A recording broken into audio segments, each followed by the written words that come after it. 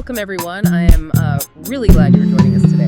If you are listening right now, you are about to step into a deep dive that is going to systematically dismantle how you view success, power, and, well, the people who actually hold it. Yes, absolutely. It is quite the paradigm shift. It really is. We have a fascinating stack of research in front of us today. We are pulling from music industry, economic analysis, evolutionary biology, behavioral psychology, and even the history of competitive chess. Which sounds like a wild mix, I know. Right, but our mission today is to decode dominance. We want to understand exactly how people and companies claw their way to the top, how they manage to stay there, and the wildly different and sometimes highly manipulative strategies they use to do it. Okay, let's unpack this.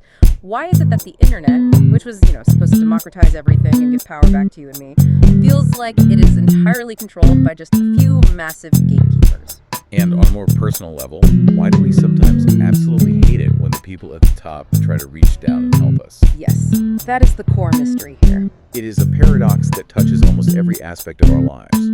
What is so compelling about this research is that it doesn't just explain corporate monopolies in a vacuum. It connects human ambition to fundamental mathematical laws and, frankly, raw animal behavior. Which is mind-blowing. It is. Yeah. By the time we finish this deep dive, you're going to look at every successful CEO, every chart-topping musician, and maybe even that overly helpful mentor in your own life through a completely different lens. So let's start with the music industry, because looking at the economic data here completely reframes the narrative we were all sold. Back in the early 2000s, there were all these utopian predictions. The golden age of the internet. Right. The internet was going to be this decentralized distribution system. Anyone could record a song in their bedroom, upload it, and the old corporate gatekeepers would just be dead. But the reality today is that power has actually reconsolidated. We have the big three record labels, Universal, Sony, and Warner. And they are massive. Huge. They control roughly 70% of the recorded music market. The internet didn't democratize the industry at all. It just gave the gatekeepers a different set of keys. Precisely. And economists have very specific terminology for what happened here. It isn't just a traditional monopoly. It is an oligopoly, meaning a market dominated by a few massive sellers. Okay. But even more accurately, the economic analyses describe it as an oligopsony. An oligopsony. Yes. That is a situation where you have a massive number of sellers, so millions of independent artists uploading music every day, but very few buyers or distributors with actual power to push that music to the masses. Academic literature sometimes uses the term monomonopoly to describe this. Monomonopoly. That sounds intimidating. It is a squeeze from both sides. You have an upstream monopoly dictating what artists get paid, and a downstream monopoly dictating what consumers actually hear. And the way they enforce that downstream control today is entirely digital. It's no longer just an executive in a suit picking what goes on the radio. Digital streaming platforms like Spotify and Apple Music rely heavily on algorithms and editorial playlists. Which are highly curated. Exactly. Think about something as massive as Spotify's Wrapped Caviar playlist. Getting placed on that list can make a career overnight. But because of massive, complex licensing deals, those algorithms naturally favor the. It is a new era of algorithmic. And they adapted so quickly. They really did. The major labels survived the brutal decline of physical CD sales by pivoting to a 360 deal strategy. They take a cut of everything an artist does, touring, merchandise, publishing, while leveraging their massive copyright catalogs to ensure they always win the algorithmic lottery. If we connect this to the bigger picture, this extreme concentration of success isn't just some evil corporate scheme cooked up in a boardroom. It actually mirrors the natural world. This is the math part of the sources, right? Yes. Economists refer to this as the superstar economy, and it is governed by mathematical principles like the power law and the Pareto principle, also known as the 80-20 rule. In this context, it means a tiny fraction of artists are hoarding the vast majority of the streams. While millions of others just fight over the remaining scrap. Exactly. The math literally dictates that a highly connected system, like the internet, will naturally funnel resources to the top. Biologically speaking, this is driven by cumulative advantage, which sociologists call the Matthew effect. The rich get richer? The rich get richer, and success inherently breeds more success. Zipf's law models this perfectly in linguistics and city populations, and it applies right back to streaming numbers. Wait, so you are saying this massive inequality we see in music streaming isn't just a byproduct of modern capitalism. We see the same skewed distribution of resources resources in nature. Absolutely. Evolutionary biology shows us that dominance hierarchies are everywhere. You see them in colonies of ants, schools of fish, and groups of primates. And they serve a purpose. A very practical purpose, yes. They structure social life and regulate conflict. If animals had to fight to the death every single day over limited resources like food or mates, the species simply wouldn't survive. So nature relies on the winner-loser effect. How does that work? Statistically, when an animal wins a conflict, biological and hormonal changes make them more likely to win their next encounter. When they lose, they are statistically more likely to keep losing. It creates a self-reinforcing mechanism for stability. I want you, the listener, to think about your own Spotify habits right now. Think about the last 50 songs you listened to. How much of that was genuinely discovered by you, naturally wandering the digital wilderness? Probably very little. Right. And how much was fed to you by an information cascade? An algorithmic recommendation loop that is mathematically designed to reinforce that top 1%. It really makes you question how much agency you actually have over your own tastes. It does. But this brings us to a really interesting point from the ethology research. If natural hierarchies funnel resources to the top, how do the dominant winners protect their spot from the millions at the bottom? It all comes down to how dominant individuals perceive need. In both human and non-human species, when a subordinate tries to gain access to a limited resource, the dominant individual almost always interprets that as a direct threat. It's an attack. Right. It is rarely just about the food or the territory. It is perceived as an attack on their status.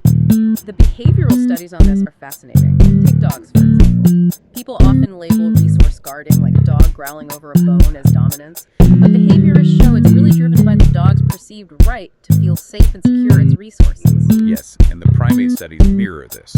Look at female gorillas. Researchers note that female gorillas become highly aggressive toward powerful group members when their own energetic needs are high, such as during reproduction.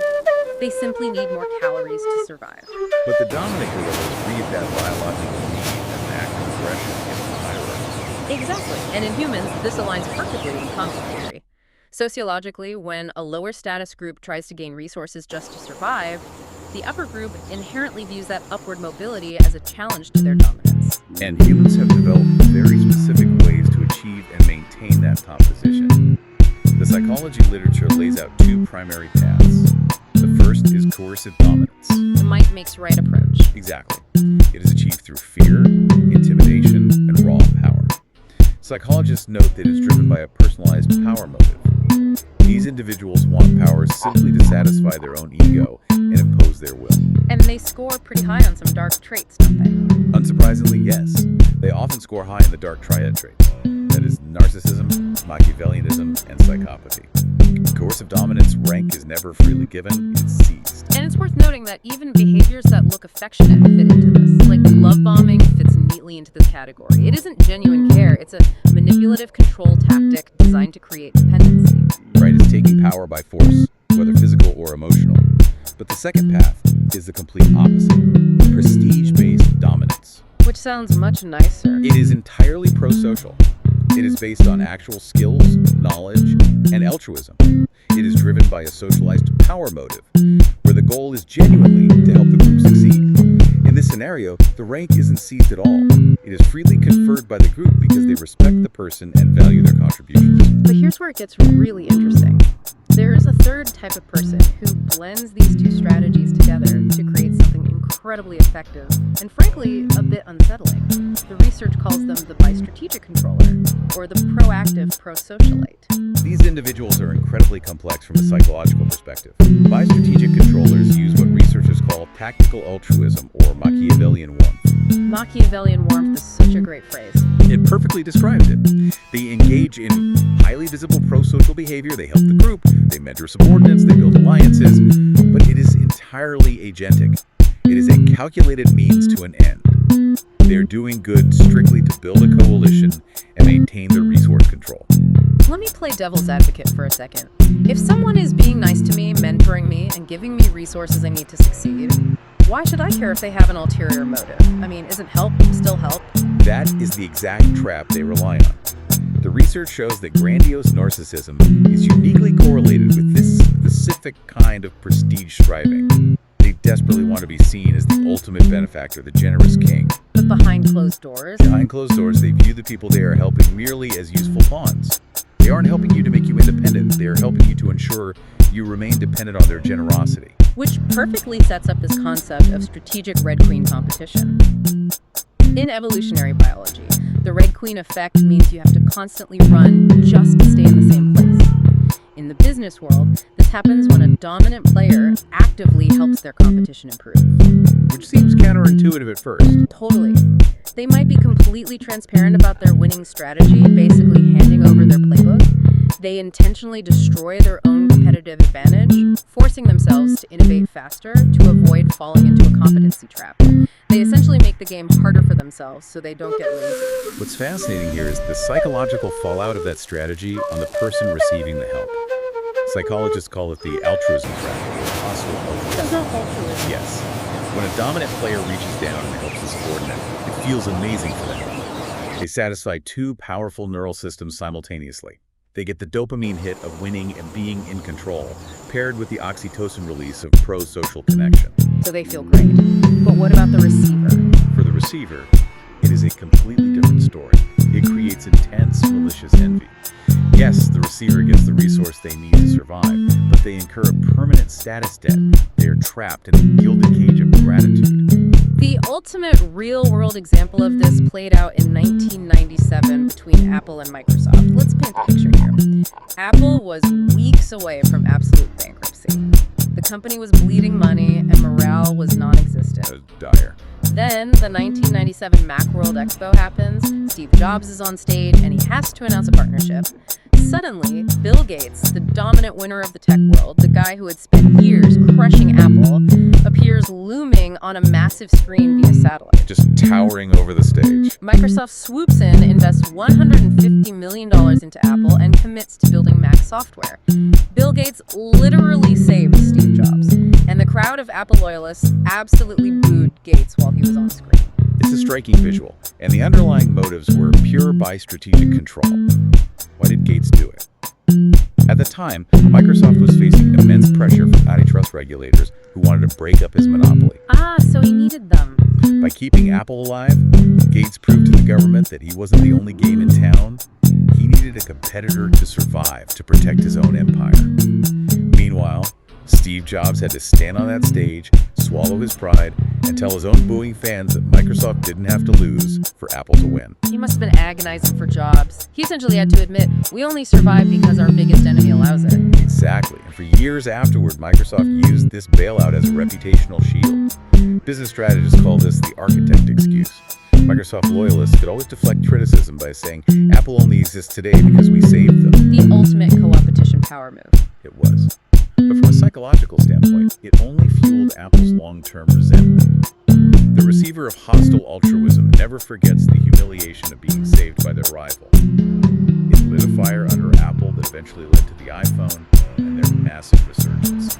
This theme of dominant winners using help or grace as a weapon transitions perfectly into individual psychological warfare. We see this exact dynamic playing out right now in the chess world. The analysis of the rivalry between Magnus Carlsen and Gukesh D is fascinating. It really is a perfect case study. Magnus Carlsen is the prestige champion. He's the guy everyone acknowledges as the true number one, even though he stepped back from defending his title. Gukesh D is the official FIDE world champion. Carlsen's approach to Gukesh is a masterclass in the bi-strategic method.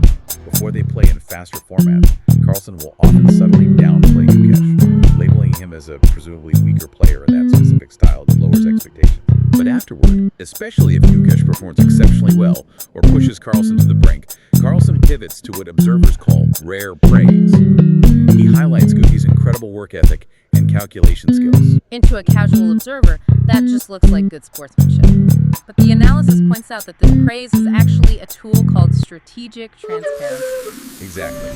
By heavily praising the hard work in the process, Carlsen frames Gukesh's success as part of a system that Carlsen already fundamentally understands as masculine. It implies, I recognize your hard work because I've already done it. So he stays on top. Yes, it keeps Carlsen in the position of the ultimate judge conferring status. Furthermore, when critics or loyal fans try to defend Carlsen after a rough game, they often lean on the excuse that Carlsen simply blundered or made a highly uncharacteristic mistake. Which protects Carlson's ego because it implies he only ever loses when he beats himself. It completely denies Gukish's agency and skill in actively forcing a win. Precisely. As a fan, watching this kind of perfectly gracious, untouchable behavior from a dominant winner can actually be incredibly irritating. You want to see them sweat, and when they don't, it feels condescending. The psychological term for this reaction is do-gooder derogation. It is a very real phenomenon. It is our natural human tendency to despise perfect, morally motivated helpers. Why? Because their flawless grace makes everyone else feel completely inadequate. If a champion is too good to even be angry about losing, it feels like they are sitting on a moral high horse looking down at the rest of us. It feels fake. Exactly. It is the exact reason why fans, often secretly or very openly, prefer the raw winner. The appeal of the raw winner comes down to a concept called epistemic transparency, or radical authenticity. Think of athletes like Mike Tyson in his prime, or Michael Jordan. They didn't hide behind pro-social excuses or pretend to be gracious losers. They openly admitted they loved dominating their opponents. And as a society, we actually deeply respect that honest ego. We do, because it validates the struggle of the game. When a winner celebrates intensely or even talks trash, they are actually complimenting the loser. They are signaling to the world, you were a massive threat, and surviving you required everything I had. So there's no status debt. Exactly. Fans and competitors alike respect that raw honesty far more than the calculated warmth of fake help. It leaves the loser's dignity completely intact. It was just a fair fight. So what does this all mean? We are looking at a landscape where coercive dominance, just physically or emotionally crushing people, is toxic and unstable. But pro-social dominance is often just a manipulative trap designed to create status debt and protect monopolies. Is there a third option? Is there a way to reach the top that isn't rooted in ego or manipulation? There is, and it is perhaps the most disruptive strategy of all. Psychological profiling identifies a third path called the honest dominant or the systemizing hero. These individuals are often neurodivergent iconoclasts who simply do not play the social game. Think of historical and contemporary figures like Temple Grandin in animal science, Paul Dirac in quantum mechanics, or Gary Newman in electronic music.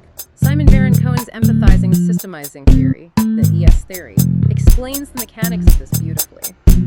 These individuals possess incredibly high hyperfocus and very low social monitoring. Yes, the low social monitoring is key. They aren't trying to charm the corporate gatekeepers, and they certainly aren't trying to intimidate them. They are largely oblivious to the social status hierarchy. They achieve dominance by bypassing the gatekeepers entirely and mastering the system better than anyone else. Their dominance is based purely on the undeniable fact that competence is right. And this is their greatest shield. Because their extreme honesty is temperamental, not a calculated public relations strategy, they are completely immune to that do-gooder derogation we just talked about. People don't hate them for being good. Right. They don't trigger ironic envy in others, because everyone can intuitively sense that they aren't helping you just to build their own ego. They are sharing a solution because they have solved the system, and the logical answer simply needs to be shared. The ultimate modern example of this honest, dominant profile is Satoshi Nakamoto, the anonymous creator of Bitcoin. Think about what they did. They built a trustless, mathematical system that completely bypassed the massive financial gatekeepers of the world, the central banks and Wall Street. And then they do something truly unique. They executed the most dominant move possible. They simply walked away.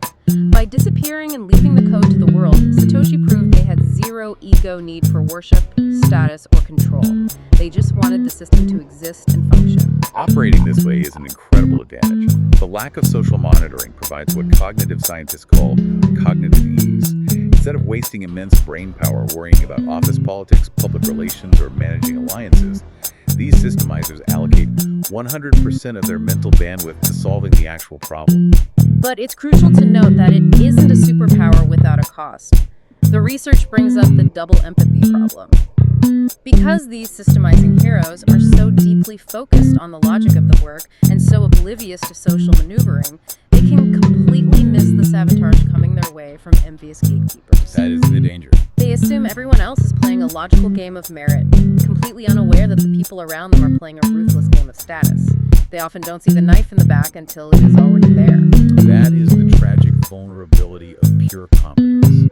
It threatens the strategic controllers who rely on social alliances to maintain their artificial dominance. Exactly. So, to bring all of this together, whether you are looking at how Spotify algorithms dictate the music you stream, how tech monopolies trap us with their generous bailouts, or how chess grandmasters wage psychological warfare in post-game press conferences, the game of dominance is always actively being played. You are almost always dealing with coercive power by strategic hostile altruism, or, if you are lucky enough to witness it, the pure, unbothered competence of the systemizing hero.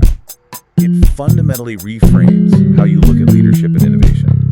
And this raises an important question, one that I want to leave you with today. Go for it. We have spent this entire deep dive looking at how human gatekeepers manipulate resources and how systemizing human heroes use pure logic to bypass them. But as we rapidly accelerate into a future run by artificial intelligence, we have to recognize that AI is the ultimate emotionless systemizer. Wow, yes. So the question becomes, will AI act as the final honest dominant that logically liberates us from corporate gatekeepers once and for all? Or will the biostrategic billionaires who are currently funding and controlling that AI simply use it as the ultimate inescapable tool for hostile altruism, permanently trapping us in their gilded cages under the guise of making our lives easier? That is a brilliant and heavy question to end on. Thank you all so much for joining us on this deep dive.